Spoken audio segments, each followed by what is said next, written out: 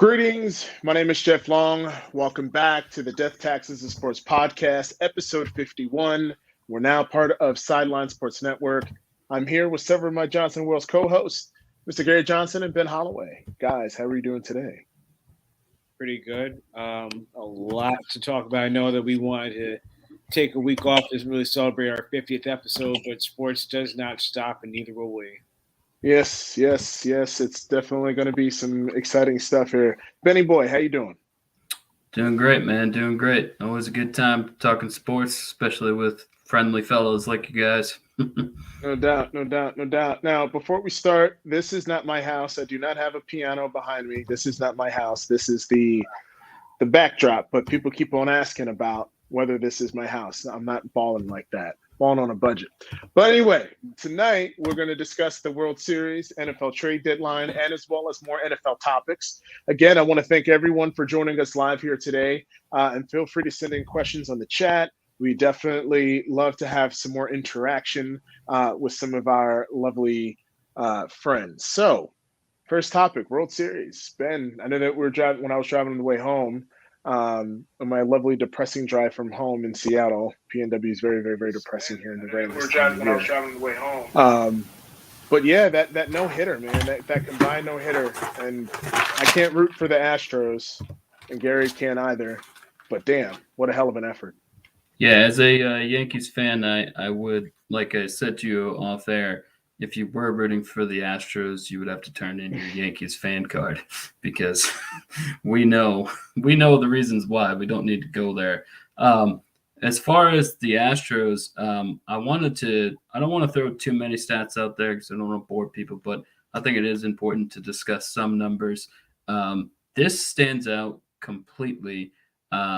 Besides Verlander, Luis Garcia, and Lance McCullers, three starters who all kind of got rocked for the Astros, the other 26.7 innings, so basically 27 innings, they've allowed one run.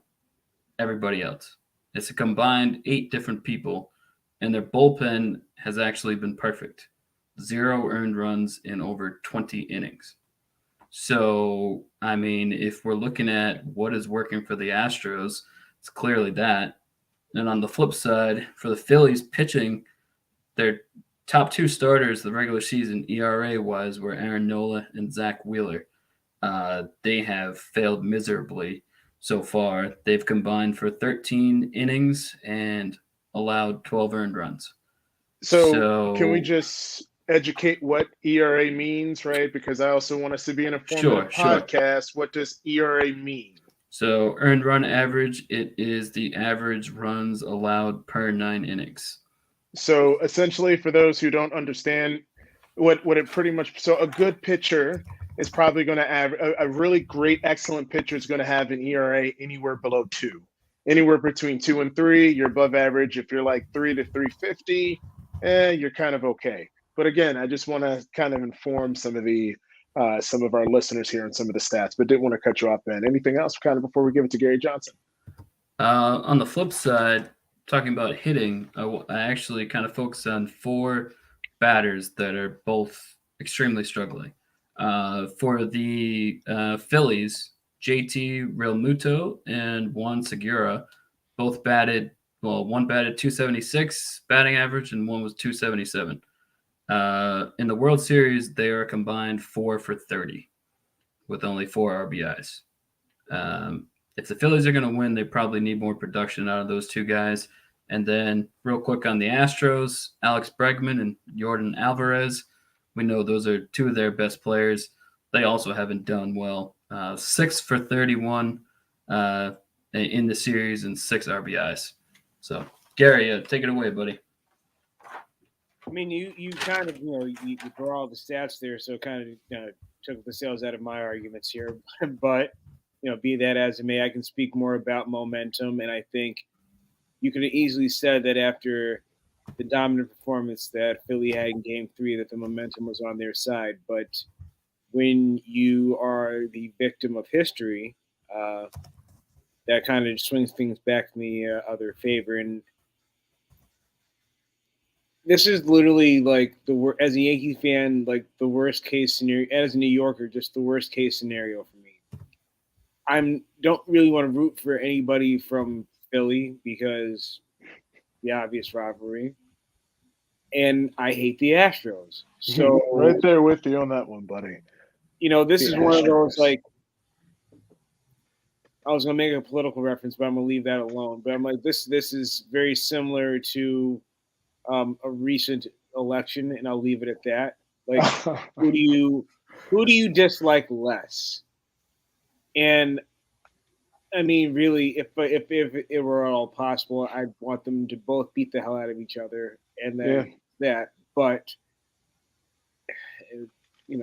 Houston has shown throughout the season that they're really the more dominant team, and I think that no hitter really is kind of the tip of the iceberg there. And yeah.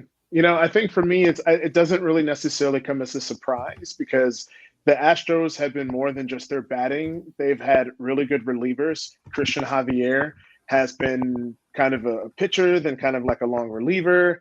Not really someone who's going to really pitch past probably 6 innings, right? He's had a pretty good season, not necessarily going to strike everyone out, but he just throws good strikes and he has good location, right? And then just some of the other pitchers that pitch in that game, all their ERAs are well below 3.5, right? So, I mean, there's a large sample size to know that this team is very deep, but I'm done talking about the Astros and all of that. But just want to do a pivot here.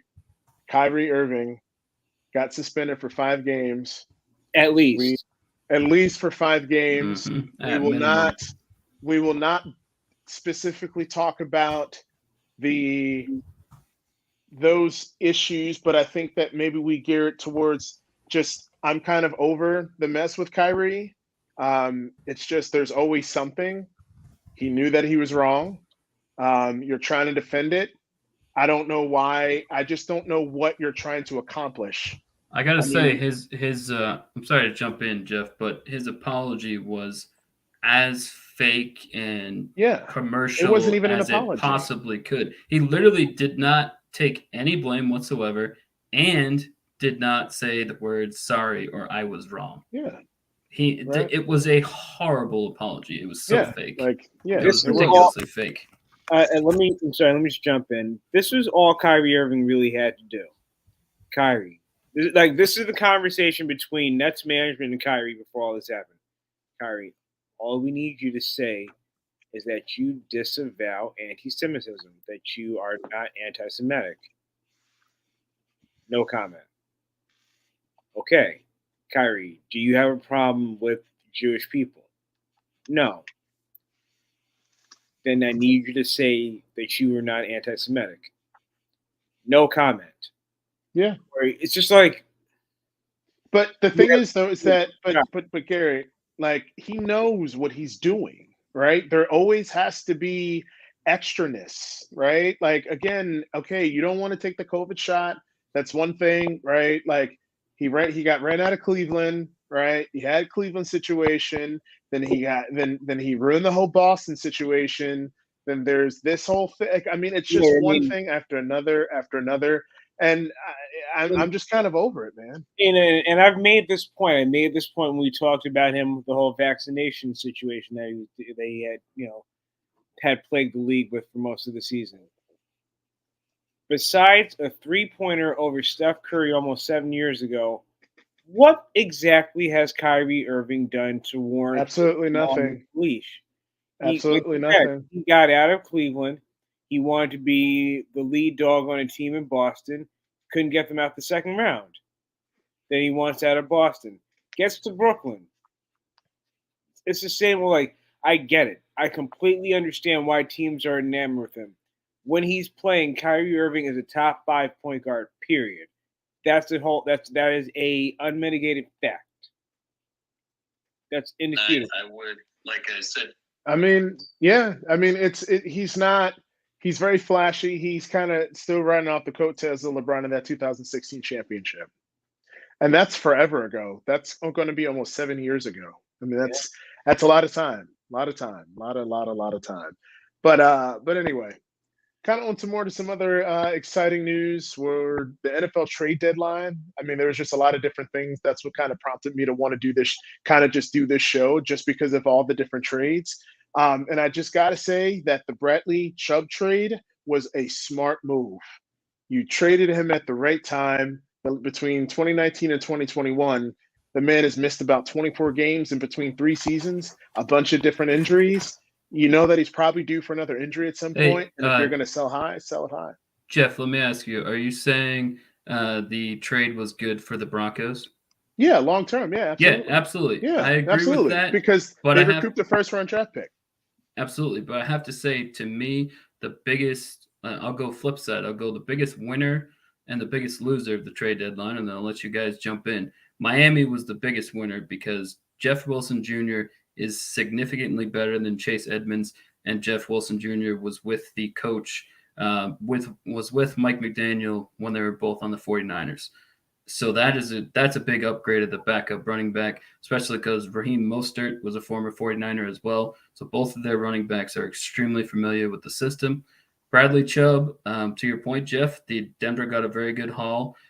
Chubb has been a little bit inconsistent over the last couple of years, as I'm sure you're aware.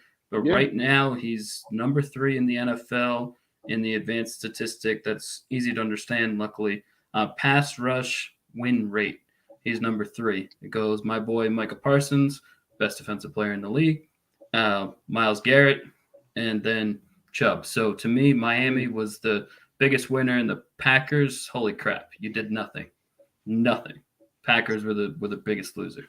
I think that the Packers, I think that we're starting to see the decline of the Packers right in front of us, right? Because the thing that made them so dangerous, the thing that made them so dangerous in the passing game was when Devontae Adams was double teamed.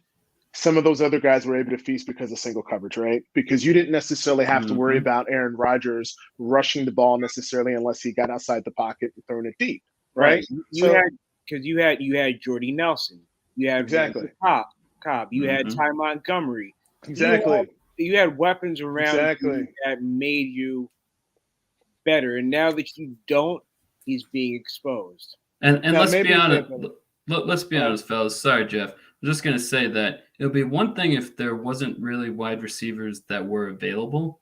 There were a bunch that were available. Jerry Jeudy was available. DJ Moore was available. Brandon Cooks was available. Brandon Cooks, though. Hold on, Brandon. He Cooks might get cut. I know. Yeah, I but know.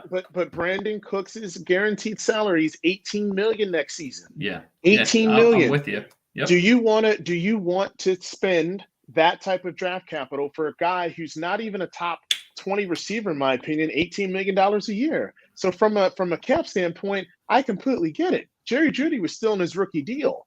If I was the Cowboys, I would have gone after that. If I was Green Bay, I would be willing to give up maybe a third or fourth rounder for Jerry Jeudy. I would have done that. Yeah, you should have been able to get Jeudy for a fourth rounder. I'm willing to bet.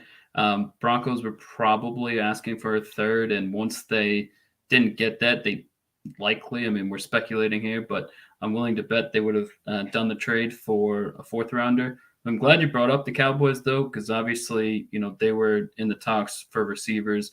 I want to bring this up.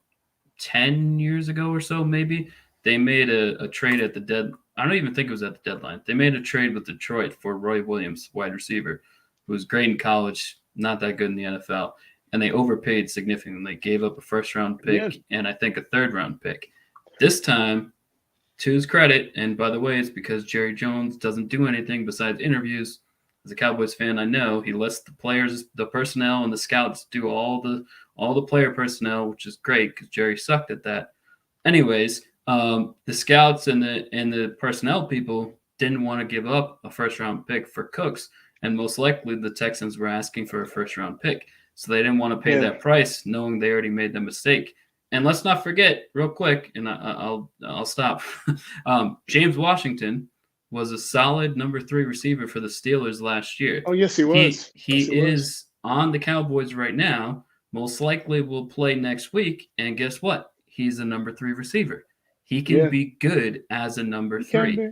So I think that Dallas kind of is like, all right, we could be better at receiver, but we got Lamb, got Gallup, James Washington coming back. Like, we're okay. We could be in a Yeah. lot worse shape. And So, I just want to give out because we did have some questions and we had some people. So I just want to, Christopher, the Follow the Packers. Hey, I'm right there with you. Real Fresh Channel, underrated, missing. But hey, Claypool, I don't know, man. That's going to be something. But to Shane Rose, what about I was just going to say the Bears finally did something for Justin Fields.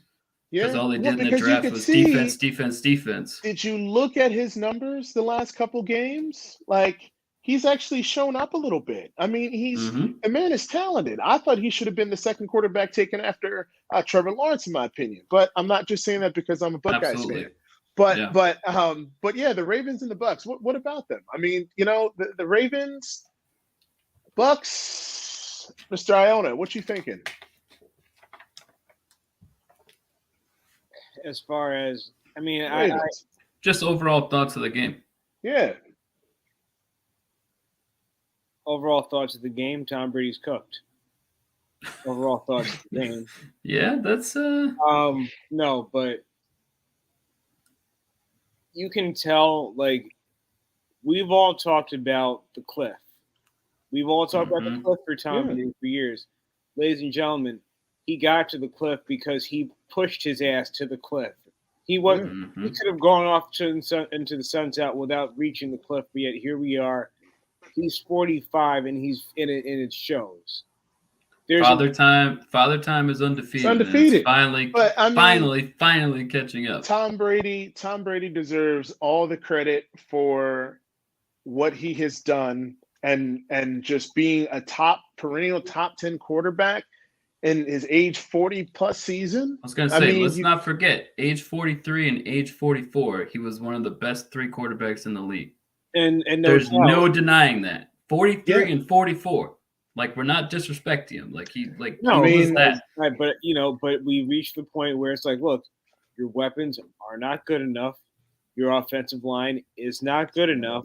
You're getting hit hard and you're 45. It's like, I'm sorry, but I'm gonna leave my comments alone. I'm just gonna behave myself but I'm like, you chose this over retirement and collecting a bag from Fox. Yes, and Detroit. All right. Yeah, go ahead, guys. I wanted to talk about that Hawkinson trade. If there's one thing that Detroit's going to do is that they're going to waste some good talent. Like, you look at Barry Sanders, you look at Calvin Johnson, you look at Matthew Stafford. Like, these are all pillars and top players in the history of Detroit's franchise. Yep. And you realize that Matthew Stafford's the only one that got to a Super Bowl, and he didn't do it in Detroit. Yeah. And the reason why they are just painfully stupid as a franchise. Christopher, that's a hilarious comment. And just real quick, and Ben, before you go, like, you look at this offense. Amon-Ra St. Brown, Williams, who hasn't even played yet because he's had that ACL injury. Jameson Williams. Yep. I didn't remember his first name, so I just said that Williams kid. And then you got homeboy Reynolds, who's not bad for a number 3 receiver. He put up some decent numbers, and he allowed me to win in the Thunderdome League, Gary, because I picked him up randomly. I think that was the game against your sister, respectfully.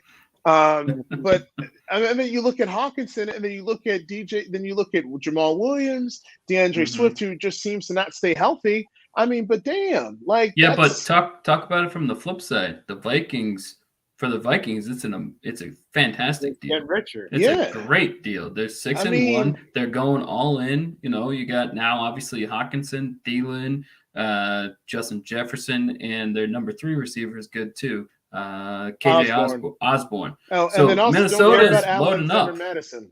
But Alexander Madison also. And Dalvin Cook. Yep. This NFC North is theirs to lose.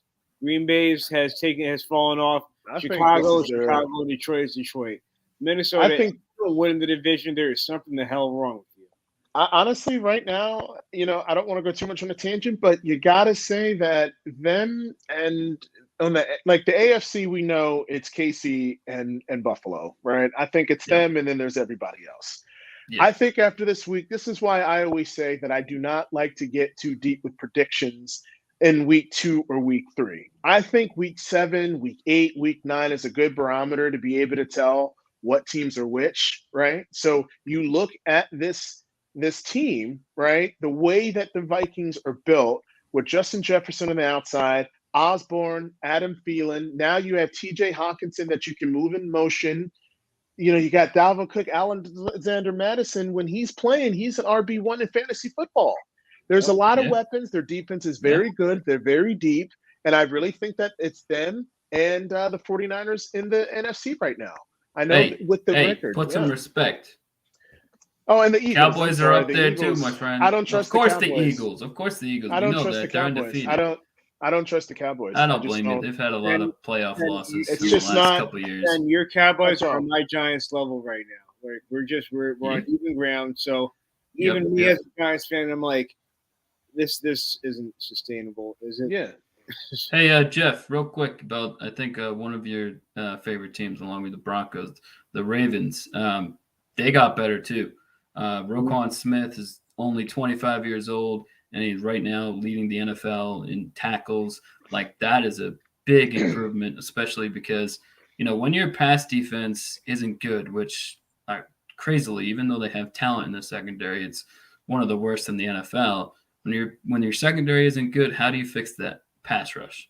So if you can get a better pass rush, your guys have to cover for a shorter amount of time. So I really think that the Ravens, made a really smart move too. Yeah. The Ravens, but my thing is, it's not necessarily on the defense. It's defense does play because they've given up some leads. Ravens the Ravens have me a little bit nervous. They're hard to figure out. Yeah, but that division, the division's hard to figure out because you look at the Bengals. I mean, I know that Jamar Chase was out, but Tyler Boyd is not a scrub. He's a legit. Real quick on the Bengals, I want to say this. It's very true that their front office knew that the offensive line was a weakness. Their front office made it a point in free agency, signing, I think, the former Patriots center, I believe, and definitely the former Dallas right tackle. So my point in saying that is the front office tried to improve it. And the fact is, individually, the talent level of the offensive line is significantly better than it was. But the offensive line, more than any position group in football, has to have excellent chemistry. They have to be on the same page. So I think that for some reason, they're still not cohesive together.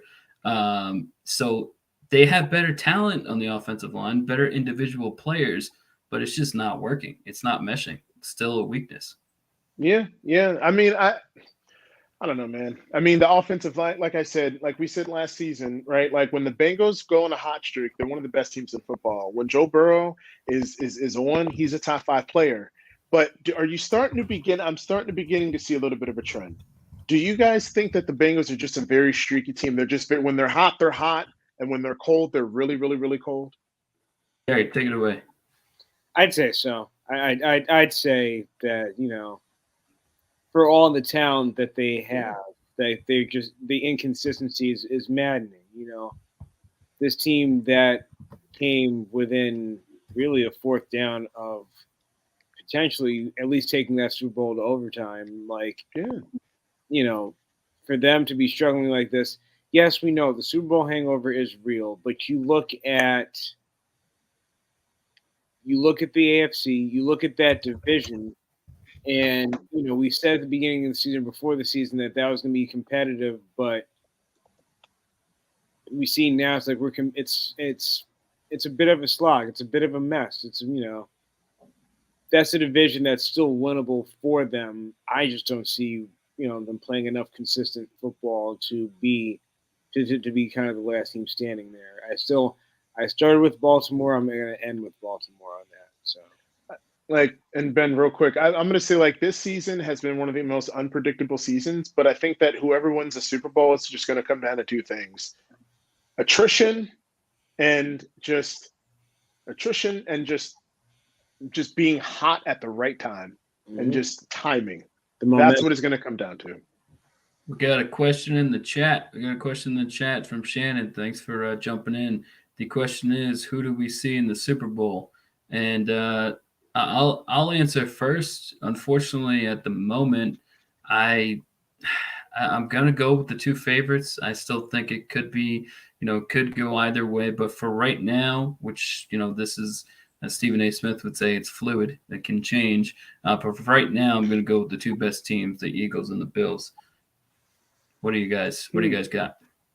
I'm gonna say right now, I'm gonna say it. I'm gonna say the 49ers and the Bills. That's depending on if Brandon McCaffrey staying healthy. And McCaffrey stays healthy.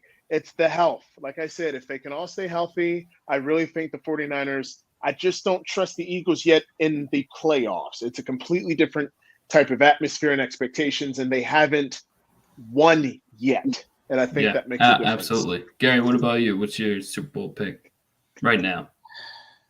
Right now, I'd go 49ers, Bills. All right, so you two are in agreement. I could easily see this season ending with a rematch 49ers Chiefs. Like, Buffalo is good, but they're beatable. So I could easily see that being the case. What I'm going to say just about the Bills that makes me nervous is their inability to have a consistent running game, right? Because you see how it's impacting LA, right? And I think that they don't. It's Josh Allen, right? And if he doesn't go, then they don't go. Like, I feel like even with the defense with the Chiefs, they just have better continuity, and they've been doing this longer, and they have different ways in which they can beat you now, and especially with a good running game now. So close games, the Bills have been a little bit suspect. Yeah. We got another question from Tino. Thanks, all of you, for the questions coming in. He says, which team do you see really hot now, not make the playoffs? Without looking at the schedule, I'm just going to say the Jets because, that Breece Hall injury is real. Yes, Michael Carter and James Robinson are decent running backs. They're good running backs, but they are not Breece Hall. And are you going to sit here and say you trust Zach Wilson to, if it's week 17, week 18, and they need a win, you're going to trust him? So I'm going to go ahead and say the Jets, who are, flying kind of high right now, I don't see them making the playoffs. Gary, go ahead, boss. So I'm looking at the current playoff picture just to kind of have an idea. So right now in the AFC, if the season ended today, your 7 teams in the playoffs is Buffalo, Tennessee, Kansas City, Baltimore, the Jets, the Dolphins, and the Chargers. Of those teams, really, yes, the Jets would probably be the easiest to pinpoint as something that's not sustainable. But you look at that division, you look like Buffalo, and the Jets, the Dolphins, even the Patriots, they're all in the hunt. Nobody's really truly, except, I guess, to an extent, except for Buffalo, has truly separated themselves. So I could see all 3 teams getting in, and in turn, I could then see the Chargers kind of dropping out. I think their inconsistent play has kind of been a unspoken issue, and I think long term that it'll prove to be a detriment. And then just real quick in the NFC, I don't trust the Falcons as far as I could throw them. They're the fact that they're leading the NFC South, and I know it's like I already said, Brady's cooked, and New Orleans is performing, which is the true real disappointment. I think in the NFC is how much New Orleans is underperforming. But New Orleans, their problem is Michael Thomas has turned into the football version of Greg Oden. Yes. He's done for the year. He's never there, man. Bro, he's done. The first 2 weeks or 3 weeks he was really good, but he just can't. He's played I think it's 3 games in the last 3 years or something like that. In 2019, the man had almost 130 receptions in 16 games. Like he's a machine when he's healthy. But hey, with Drew Brees, Anthony Davis is a great basketball player when he's healthy, but haven't seen a whole bunch of it. But I'm gonna real quick, Tino made a comment, Jets Giants Super Bowl would be crazy. I agree, but we're not allowed these nice things in New York. So it's a lovely dream to have, but Gary Johnson. We got Yankees Mets in 2000, and that's about as close as we're gonna get to that again. So that's one thing in the what, dude. I've known you, dude. I met you my freshman year. It's 15 years I've known you, man. Yeah. 15 years. 15 freaking years. Hey, this guy is hilarious. Hey Jeff, but, let me throw out a random question to you, gentlemen. I want to start with I know we talked about the Bucks, but I want to get away from Brady. How much do we think the head coaching change from Bruce Arians, who was a little bit wacky, but he was really successful, and changing to Todd Bowles, is the fact that change happened being downplayed, or do we think that that's like not significant? Just curious. I mean, just real quick. I think the head coaching makes a big difference. It does. Bruce Arians has been very successful in a lot of different places, and he knows how to command a locker room. He's very good with X's and O's, and he just has a way to be able to relate to players the way that Todd Bowles can't. And he was horrific as an offensive, as a head coach. His playmaking, just calling, was horrendous, and he just didn't know how to really relate to his players. And I think that he lost the locker room, very fast. And so back with the Jets, yeah. And Bruce Arians almost won a Super Bowl with the Cardinals and Carson Palmer. Exactly. Like, it's not just like he had success with the Bucks. He came really close to winning with the Arizona Cardinals. I'll say that again. The Arizona Cardinals almost won a Super Bowl. Bruce Arians was the coach. Yeah. So, I mean, it's I don't know. It's my thing was this. I hate that it's happening to Todd Bowles again. Like, I hate that, he takes over as a coach and then it kind of just goes to shit. Like, I hate that it happens to him. But it's proof that not every defensive coordinator is Bill Belichick on the low. And, not saying that a defensive coordinator can't be a good head coach, but this is an offensive league. You need somebody that's going to really, truly, deeply care about that side of the football, which I have a hard time believing based off of his track record that Todd Bowles cares too much about the offense. His focus is on defense because that's what he's good at. And not saying that he can't be a good head coach, but he's now found himself in two really bad situations, and him being the scapegoat in both situations. Well, let's be honest. There's people in the NFL especially. There's guys who are fantastic coordinators, great, and just can't get it done as a head coach. I mean, you got Bowles, you got Charlie Weiss, who didn't coach in the NFL, but still was a head coach at Notre Dame. You got, Nathaniel Hackett, can't hack it, easiest nickname in sports right now. But you got Josh McDaniels, obviously. Like, you got so many. Romeo Crennel is another name. Lovie Smith, he had some success with the Bears. He did get him to Super Bowl, so we'll leave him out. But, like, there's so many guys. Wade Phillips is another one, who, in my opinion, is the best defensive coordinator ever.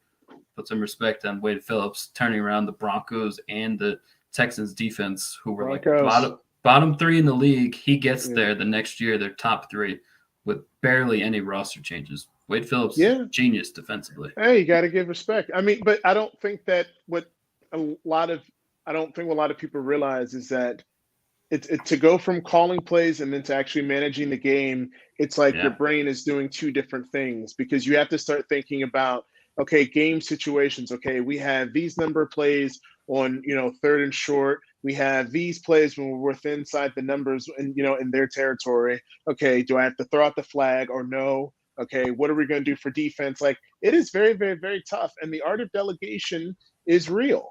And so head coaches should not be calling plays. Like, you need to be managing. Like, of course, you can call plays if you want, but just too much. Jeff, in our lifetimes, there's two head coaches that have been successful head coaches and also called plays. Andy Reid, Kyle Shanahan. That's the list. That's it. Mm-hmm. That's the entire list. I mean, if that doesn't say it, then I don't know what else will. I mean, hey, it's data, analytics, all that. It's very But real. Jeff, It's go very ahead. real. Bring it. Ask us a random question. No, I want to do halfway. I want to do mid-season awards. Mid-season Okay. awards. Yeah. So All right. who do we have? Who do we have for rook? We'll just do in general terms, okay? Your NFL Coach of the Year, NFL Comeback of the Player of the Year, and Okay. your MVP. All right. I'm going to say this is a very unpopular opinion, but Patrick Mahomes, for me, is still the MVP, leads the league in passing touchdowns, leads the league in QBR, total quarterback rating, which takes into account game situations, fourth downs, etc. It's more detailed than just QB rating. I still have Mahomes at number one. Josh Allen and Hurts are right there, obviously, but for me, it's still Mahomes, and I just think that everyone before the season was talking about, oh, Justin Herbert is coming for Mahomes. Josh Allen is coming. Burrow is coming. Guys, Patrick Mahomes is still the best quarterback in the league. Yeah. I said it. No, everyone's trying to come up with another guy to like take his throne. It's like, no, he's still the best. It's okay. Like, he's still the best. And he won a Super Bowl, and he was a Super Bowl MVP, right? Like he's Absolutely. proven it. He's done it. Like yes, it would be nice for him to win a couple more rings, but he's done it. Like that, just until Josh Allen or Justin Herbert decide, but I don't know. We'll see. Gary, what you got for MVP?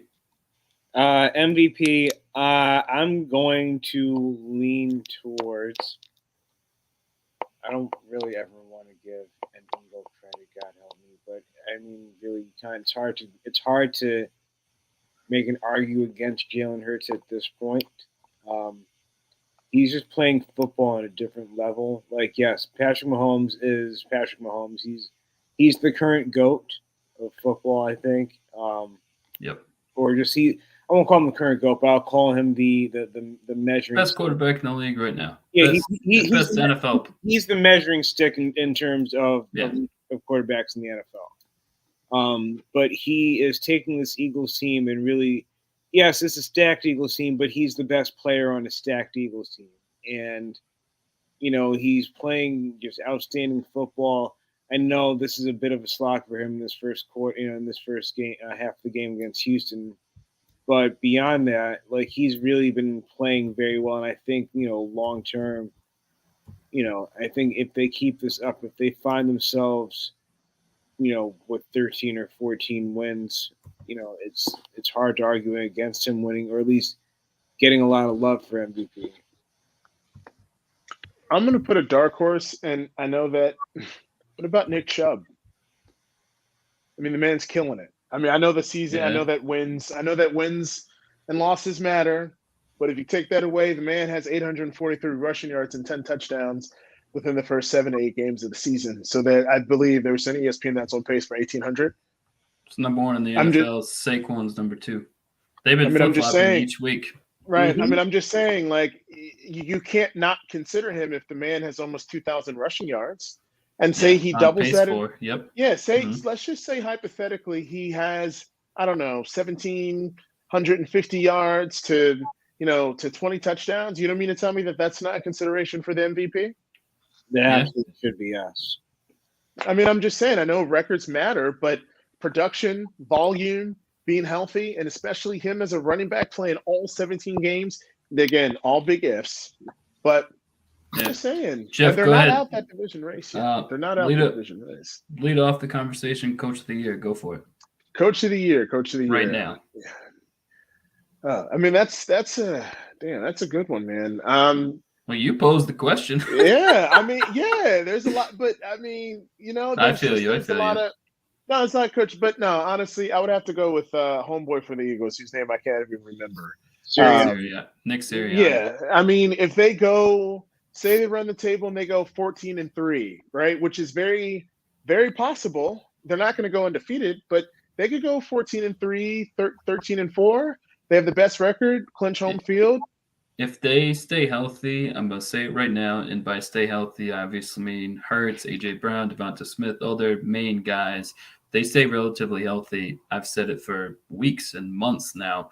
They're going 15-2. Their only two losses are going to be Dallas and Week 18 against the Giants when they rest everybody because they already have the number one seed locked up. I know this. Sirianni's a new coach, but he did the exact same thing last year. They were locked into the 6th or 7th seed or whatever. He literally played nobody against Dallas in Week 18. And then everyone got excited because Dak and the offense did so well. It's like, yeah, they were playing all backups. So I think they're going 15-2 if they don't lose. If they don't lose anyone big, Dallas I think gets them, and then Week 18 I don't think they're going to play anyone. So you want to make it? You want to make a $50 bet on that? Are you confident with that? I mean, we'd have to talk stipulations because. You seem confident about it. You want to put that I am confident about it. I've said it to people. Then. So put your money where your mouth is. Put your money where your mouth is. You're scared. We'll talk about it. So no, that's all good. But my coach of the year, I would say, is Daboll for right now. I mean, the Giants, they should not be 6-2 with the roster that they have. And the fact is, coaching plays a big role. And Daboll has done an amazing job. I mean, what do the Giants have on offense? Saquon, and that's it. And everybody knows it. Every defense knows it. Every defense can scheme for it. And Saquon's still number 2 in the NFL in rushing, and the Giants are 6-2. Got to give credit where credit's due. Daboll for me. And I will join you on that because, again, yes, it could be a homer pick because I'm a big Giants fan, but if you ask any Giants fan, if you ask any reasonable Giants or NFL fan, if the Giants after 8 weeks would have been 6-2, we would have laughed at you like, okay, sure, that's real funny. And the reason why is because under the last 3 coaches, this team at this point in the season would have been 2-6 or 1-7. Like you know that would have been the case. The reason why the Giants are 6-2 is because Brian Daboll is coaching the shit out of them. Absolutely. And that's a fact. That's a fact. It is like, I don't know where this is going to go. We look at the rest of this season and we look at our schedule, and there's a 5-week stretch where it's like we're going to really find out exactly what the Giants are in terms of the second order of the NFC. But if they continue this momentum and they find themselves in the playoffs with 11 or 12 wins, he has to be coach of the year because literally anybody else, this is a 4-win team. This is a 5-win team. What did I say at the start of the season? What did I ask for? 6 for the whole year. They already got it. And look where we're at the bye. Yeah. Hey, gentlemen, I know we want to wrap up here, and thanks everyone for joining and commenting. I want to pose this question. I think this is going to be a fun way to end it. Is it possible somehow that Tyreek Hill is underrated? The man is on pace for 2,040 yards receiving and 147 catches. And he had Teddy Bridgewater and Skylar Thompson for 3 games. Is it somehow possible he's still underrated? I think that there was, his explosiveness is top notch. I think he was a great player for Kansas City, but I think that him leaving KC was actually better for his career and for his where he's in the upper echelon of receivers, right? Because now he's playing with one of the best quarterbacks to ever play the game to not so much. And to have even better numbers with a quarterback that's less talented. Yeah. Just saying. And he's already, I think he was underappreciated. And I think that we're really seeing a coming out party, kind of him saying, hey, like it was not just Pat Mahomes, it was also me. Yeah, he's having a phenomenal year. Yeah. Gary, go ahead, jump in, buddy. Give me the question one more time. I just want to think. So I'll make it simple. Is it possible somehow that Tyreek Hill is underrated? Just so that you're aware, I did know the question. I'm just saying. I want you to say that again out loud because it's such a weird question to ask when it's so silly. But dude, I heard people at the beginning of the season he wasn't even in their top 5 receivers. And I'm like, what are you guys The what are you reason guys why- watching? But that's a product of not knowing what you were getting from Tua. That's Yeah. why they didn't put him in the top Yeah. five. Like, I didn't draft him. I had a higher pick, and I could have drafted him. I chose not to because I'm like, what am I getting out of Tua? Yep. Are we getting the what we saw from like the 6 touchdowns when they beat Baltimore, or are we going to get the guy that's injury prone? So because of that reason, yes, and because their backups are Teddy Bridgewater and Skylar Thompson, you kind of avoid Miami's receivers for that reason. And Tyreek Hill is proving that to be a foolish choice, at least on my end and a lot of people's end. And underrated, yeah. I think you can make a hell of an argument for why he would be underrated. I think Yeah. he's earned every cent that he's gotten thus far and then some. Yeah. And he's kept Miami relevant. I think that's the biggest thing. If Yep. you if he would have been put up these numbers in Miami's 1-7, who cares? Yeah, exactly. And for the record for most catches in a season is 149. Michael Thomas, who we talked about a couple episodes, about a half hour ago. But Michael Thomas has 149. At his current pace, Tyreek Hill is on pace for 147. So that could be something to watch the last 2 or 3 weeks if he keeps up this pace. Yeah. No doubt. But gentlemen, it's been fun. Glad that we were able to do this. Indeed. I was feeling inspired the other day with all these sports things, and it looks like there's a special episode of Revisiting the Hot Takes in their second one. I'm with it. I'm No for doubt. We'll definitely Yeah, do it. that's a good idea. Yeah, man. But no, it's our second live video. This one is actually live, so this one's like historical. Yeah, Shannon, history. Tino, everybody else, appreciate all the Yes. comments and watching and Thank listening. you guys. We love you Yes. guys. Yes, no doubt. Well, that's a wrap for tonight's episode. We want to thank everyone for just being a part of this great journey. We just want to continue to share great content, good conversations. And now that we can finally interact with you, all of our listeners, catch us on YouTube, Facebook, Instagram, all those good things. So until next time, take care. All right.